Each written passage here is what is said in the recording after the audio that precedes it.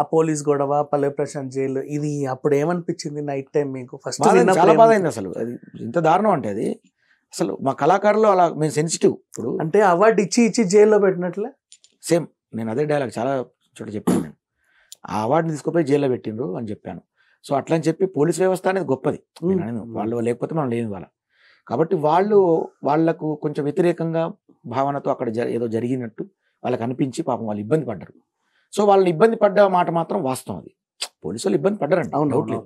ఎందుకంటే వాళ్ళకి ఏం అవసరం, ఇప్పుడు మన మీద కేసు పెట్టడానికి వాళ్ళకి ఏం అవసరం, పెట్టారు. కాకపోతే కేసు పెట్టకుండా నేనేమంటున్నా అంటే ఒక కౌన్సిలింగ్ చేసి, అరే నాయన అతనితో ఫోటోలు దిగి మరి కౌన్సిలింగ్ ఇచ్చిన ఆయన వల్ల ఇట్లా ఇది నాయన అంటే చేయకూడదు నాన్నను, రేపు ఇంకా చాలా ప్రోగ్రామ్స్ ఉంటాయి అని చెప్తే బాగుండేది.